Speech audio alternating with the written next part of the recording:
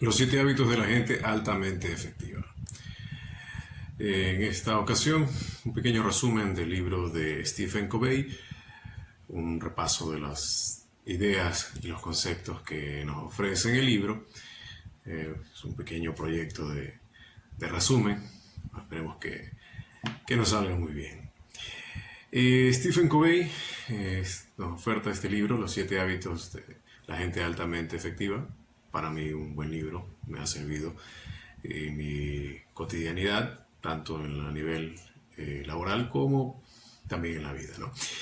El libro inicia, en el prólogo, Stephen Covey nos oferta la idea de que se asocia con lo que realmente vivimos, que es un poco el miedo al futuro, la incertidumbre que tenemos con respecto al trabajo, la medida en que se van manifestando nuevas tecnologías, nuestras capacidades actuales deben ir mejorando. Entonces hay que plantearse objetivos para podernos desarrollar, mejorar nuestras aptitudes y capacidades y de esa forma poder afrontar los retos que se van dando, ¿no? Evitar que se nos vaya el tren, educarnos, reeducarnos, reinventarnos y bueno, desarrollar el arte de nosotros para crear oportunidades y generar esas conquistas que necesitamos.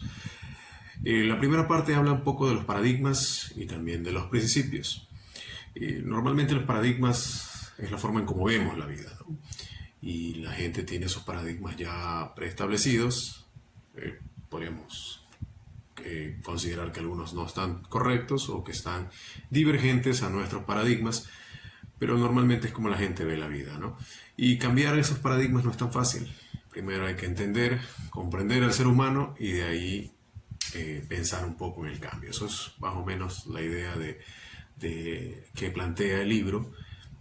Hay gente que se enfoca, hace una referencia de la ética de la personalidad, que es básicamente basarse en técnicas como para influenciar a las personas, pero que no son, podríamos decir, a largo plazo, son de valores secundarios, ayudan, pero no son como un trabajo permanente. A largo plazo sugiere más trabajar en lo que tiene que ver con la ética del carácter, o sea, lo que somos nosotros, y así generar una confianza en las personas que están en nuestro entorno o que queremos influenciar. Paradigma, el concepto base que nos otorga nuestro amigo Covey, es básicamente cómo vemos al mundo, ¿no? Nuestras percepciones, comprensiones e interpretaciones del mundo. Puede que tengamos un plano equivocado, o sea, un paradigma equivocado, y eso genera un problema o que nos enfoquemos de una forma errada, y eso condiciona nuestra actitud y nuestra conducta. Y normalmente repelemos a la gente que no tiene los paradigmas similares o ideas similares a lo nuestro. Entonces, la idea también es identificar esos paradigmas para ir por el lado correcto y generar una diferencia real, ¿no? Entonces, nuestros paradigmas están influenciados por familia, grupos sociales, el entorno, la parte económica e incluso a veces también de la estructura emocional desde la infancia, ¿no? Entonces hay que revisar, propone Stephen Covey, nuestras actitudes basadas en esos paradigmas y trabajar de la ética de la personalidad más a una ética del carácter para obtener el éxito y la felicidad que quisiéramos tener, ¿no? Entonces, la ética basada en el carácter es básicamente trabajar con principios de efectividad, adherir a nuestros paradigmas, a nuestra forma de actuar, principios que son leyes naturales, que existen desde mucho tiempo atrás, que están ahí y son las que han permitido a sociedades o a familias o a grupos sociales perpetuarse durante mucho tiempo. Entonces, estos principios están básicamente dados de una forma natural y son básicamente unas verdades profundas, por ejemplo, la rectitud, la integridad, la dignidad humana, el servicio a contribuir a los demás, ese deseo de desarrollarnos, de crecer, tener paciencia, educación, los estímulos que tenemos. Entonces esos principios, que son esas verdades profundas, son las que generan un cambio realmente en nuestro comportamiento. Es la ética del carácter a la que habla el amigo Covey, ¿no? Estos principios deberían convertirse en un hábito y ser las directrices de nuestra conducta, de nuestros comportamientos, ¿no? En base a eso ir modelando nuestros paradigmas. El principio del desarrollo del cambio, la ética de la personalidad menciona Covey, es esos cambios rápidos, como cuando las empresas quieren que con un curso, un seminario o algún libro, el grupo, el conjunto de personas que intervienen en la empresa pasen de un estado a otro, que normalmente es el estado más productivo, el que se busca, pero lastimosamente son cambios muy superfluos y no son de un desarrollo fuerte. Entonces, primero hay que entender que estamos basados en cuestiones muy rápidas, técnicas que son muy momentáneas, y la idea es entender primero el nivel en el que estamos, aceptar el nivel de ignorancia que tenemos y luego ir generando esos cambios, ¿no? A medida que se pueda ir desarrollando el conocimiento, ir enseñando. Entonces plantea aquí en esta parte Stephen Covey que el modo que vemos el problema es el problema. La ética de la personalidad, que es cambios rápidos, quieren mejorar la productividad, solicitan una capacitación, quieren que estos cambios se den enseguida, o lo que es más drástico, cambiar la nómina, cortar cabezas, como se dice comúnmente, y esperar que esos cambios generen una mejora. Pero estos son cambios muy cortos, de corto plazo, y lo que generan es que las personas se desilusionen porque no ven un cambio directamente en la base, que de los líderes en este caso. Entonces hay que centrarse en los principios que mencionamos y luego esos principios generan un cambio, unos resultados a largo plazo.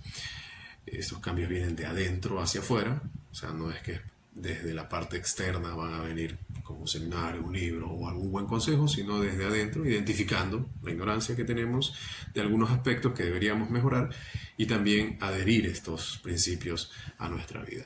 Eso genera un trabajo en lo que es la ética del carácter y genera una confianza en las personas que están a nuestro alrededor.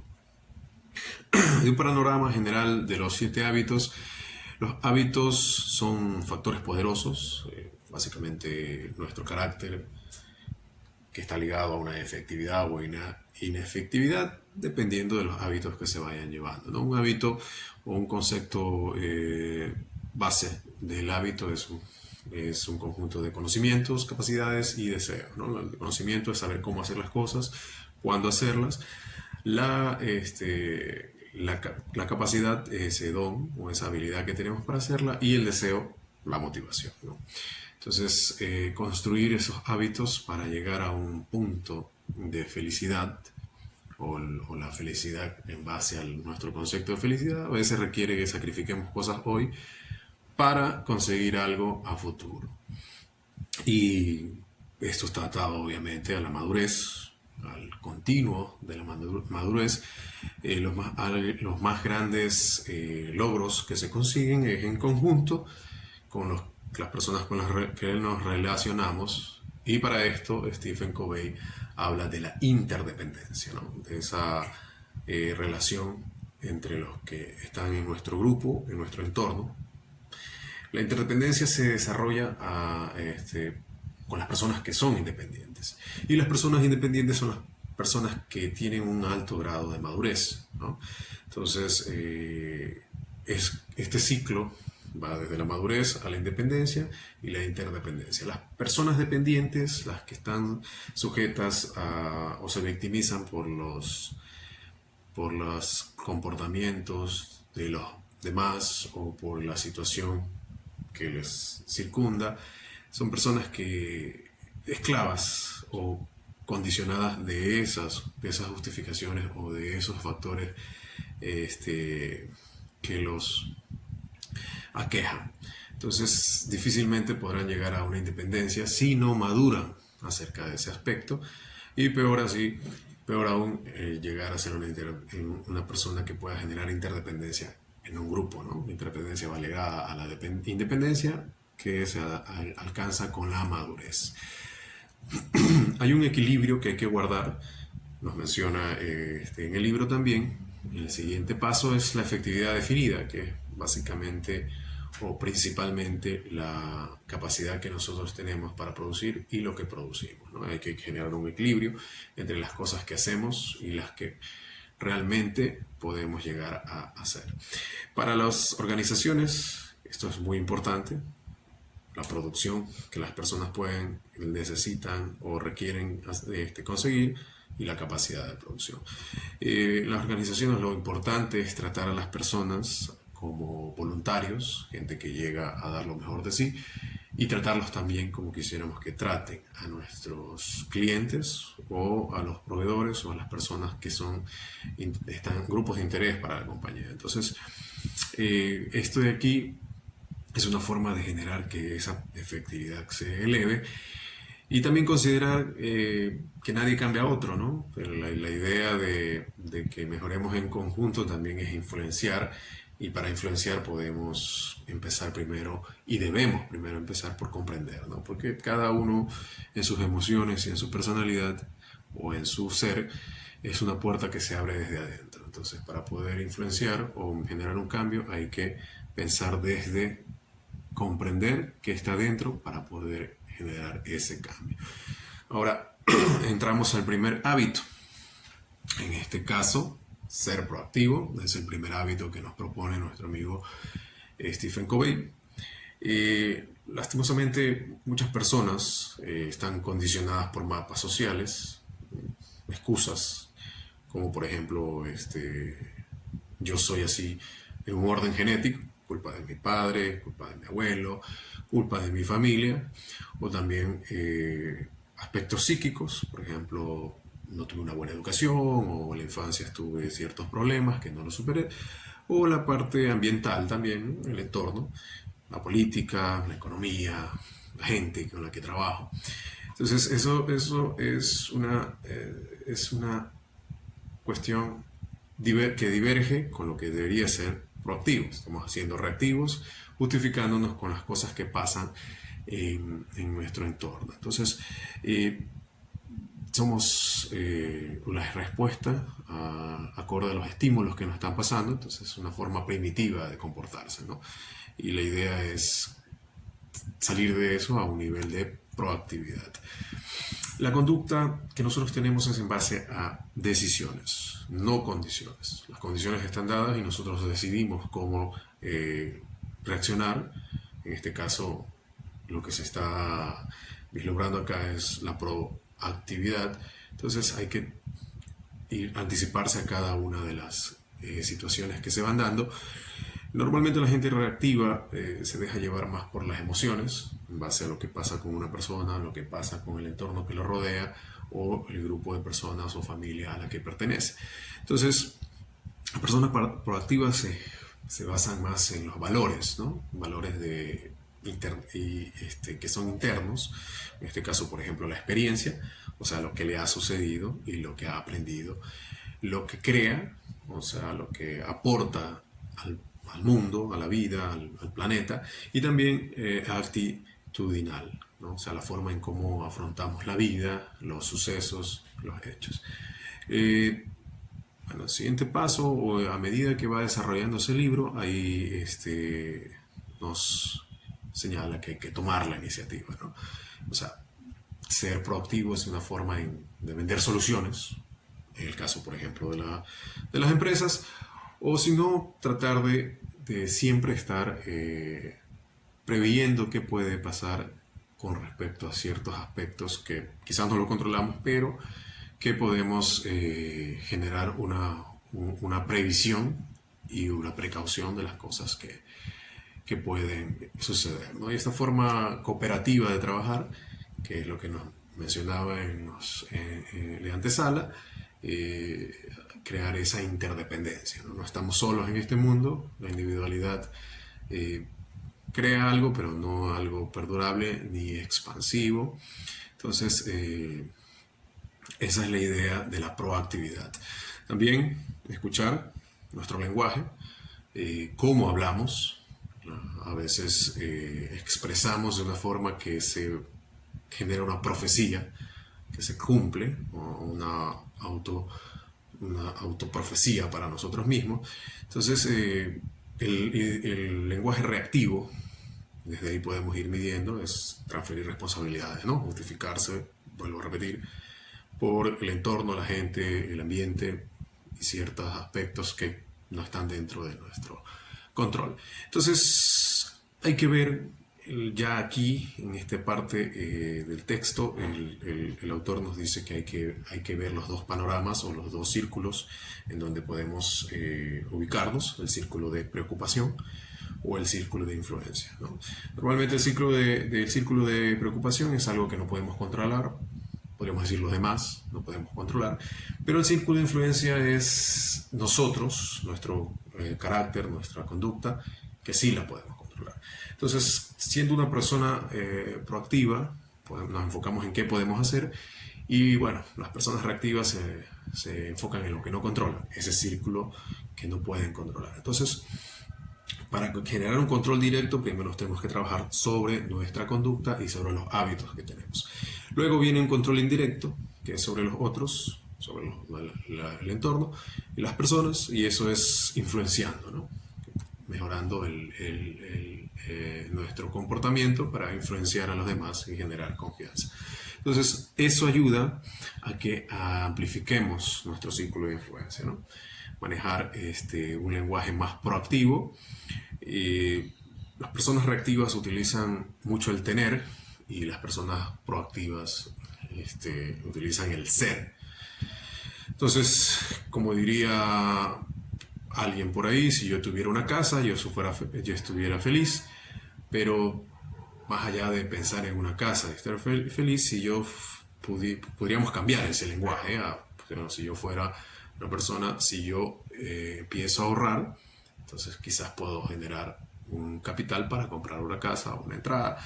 O podría decirse otro ejemplo, el de si yo tuviera una esposa de este tipo, yo sería un mejor esposo y una mejor persona.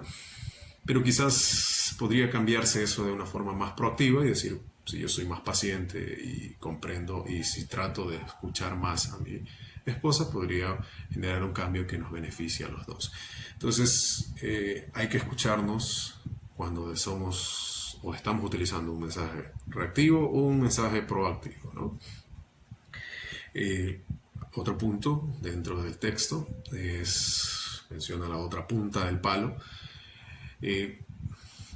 Esto hace referencia a los errores que cometemos, ¿no? Entonces, cuando uno comete un error, básicamente con una punta golpea las dos partes, ¿no? Más o menos la analogía que nuestro amigo Covey hace en el libro. Esto representa, si nosotros cometemos un error, no aprendemos y no cambiamos en la medida que se pueda ese error, no sacamos algo positivo del aprendizaje, es un doble error. Entonces, las dos puntas del palo golpean al mismo tiempo, ¿no? El error creado y el error del cual no se aprendió nada. Entonces, lo que ayuda a pasar de un error a una experiencia y un aprendizaje es también comprometerse y mantener esos compromisos. Para esto hay que tener una fuerza de carácter y la voluntad, también un poco de imaginación, la independencia y la madurez para poder sacar las cosas positivas, ¿no? Luego se comete un error, podemos hacer promesas de mejora, mantener una meta para alcanzar a corregir lo que se pueda corregir o aprender y sacar una enseñanza positiva, ¿no? Y esa promesa primero la tenemos que hacer con nosotros, luego esas promesas hacerlas con los demás y así mismo mantenerlas y cumplirlas. Vamos con el segundo hábito, empiece con un fin en mente. Ya aquí habla del segundo hábito, primero era la proactividad, ahora empiece con un fin en mente. O sea, ¿cuáles son los objetivos? ¿Qué es lo que importa para nosotros en esta vida? ¿Cuáles son las misiones que tenemos, cuáles son los objetivos que queremos alcanzar. Entonces, pasando de este punto inicial, ¿no? ¿Qué es lo que valoramos y qué nos importa y qué queremos crear? Hay que considerar que las cosas se crean dos veces, en la mente, y luego se materializan o se hacen físicamente. Entonces, la mente crea a partir de cómo nos comportemos, ¿no? Entonces, si nosotros nos dejamos influenciar y somos dependientes, como lo menciona en las primeras páginas, lo que vamos a mentalizar es quizás el guión o la pauta o la guía de otra persona que nos influencia, puede ser la familia, los amigos, incluso la gente del trabajo, ¿no? Entonces, tenemos que salir de esos guiones y redactar nuestros propios guiones, nuestras propias guías, nuestras propias pautas. Esa es la proactividad, ¿no? Entonces, crear esos guiones a partir de nosotros, de adentro hacia afuera. Luego, liderazgo y administración, las dos creaciones. En este punto menciona ya lo que es el liderazgo y la administración. Conceptos bases sencillos: liderar es hacer las cosas correctas y administrar es hacer las cosas bien. Entonces, lo que esencialmente se requiere es liderazgo, sobre todo en entornos empresariales u organizacionales, al igual que en la familia y en los grupos en los que pertenecemos. Y luego administrar, o sea, hacer las cosas que nos competen o nos encomiendan de la mejor manera, ¿no? Entonces, esto debería empezar por nuestra misión, nuestro objetivo en la vida, y entre hábitos y paradigmas hay que reescribir las cosas, ¿no? Hay que ver si los paradigmas que tenemos están correctos y, si no, reescribirlos. Hacer un enunciado de nuestra visión personal, o sea, hacia los cambios y hacia dónde queremos ir, lo que somos, lo que nos persigue y lo que nosotros valoramos, ¿no?, en la vida. Entonces, el desarrollo principalmente de esta misión debería ser basado en principios correctos, los principios que mencionamos en las páginas anteriores del libro. Entonces, estos principios correctos generan que tengamos un aprendizaje, y entre más aprendizaje tengamos, vemos mejor el mundo, vemos el mundo como es, ¿no? Y obviamente vamos desarrollando una comprensión mayor de los principios a los que estamos enfocados. Hay que ser autoconsciente, inteligente, proactivo, encontrar los paradigmas para enfocar una vida efectiva, más que perfecta, efectiva, y eso va a modular nuestra conducta y nuestras actitudes.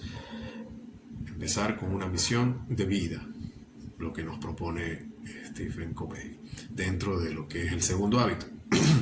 También utilizar las dos partes del cerebro, el hemisferio derecho, que es la parte emocional, que en el mundo actual estamos, podríamos decir, rodeados de un mundo que utiliza más el cerebro izquierdo, que es la parte lógica, razonable, y un poco separados del hemisferio derecho, que es la parte emocional, espiritual, sentimental. Entonces, el liderazgo es utilizar los dos hemisferios del cerebro, porque no todo es razonado, no todo es lógico. La parte emocional también es importante, ¿no? Sobre todo para las personas que queremos influenciar, ¿no? Entonces, ese positivismo, esa confianza, esa apertura se da más por el lado del hemisferio derecho que por el lado del hemisferio izquierdo. Entonces, hay que tener en cuenta que las cosas que queremos alcanzar, ese fin en mente que nos dice en el segundo hábito, hay que visualizarlo antes de que se materialice, o sea, la primera creación, y eso ayuda a que cuando ya vayamos materializando el objetivo, podamos relacionarnos con esa materialización como si ya fuera algo que conocemos y no nos tome como algo extraño, ¿no? Y la misión y nuestros objetivos deberían estar identificados en los roles y las metas que queremos. Nosotros tenemos roles en esta vida como persona, como esposos, como hijos, como profesionales, como parte de una comunidad. Entonces la idea es identificar esos roles y crear dentro de esa misión diferentes metas, ¿no? Objetivos. Como padre, que quiero alcanzar, ser más comprensivo con mis hijos, ser más proactivo con la educación de mis hijos, con el cariño que se les da, con la comunidad aportar, ser más dinámico en las actividades que benefician a la comunidad, en el trabajo, ser más tolerante, paciente, ser más oportuno en la entrega o en la respuesta que solicitan. Y pueden derivar esto en una misión que debería, ¿no?, ser una meta grupal para la familia, una meta grupal para el trabajo también, y donde todos aporten en el enunciado, en la redacción de la misión. Al todos poner una parte del enunciado, se comprometen también a cumplir las metas y los objetivos.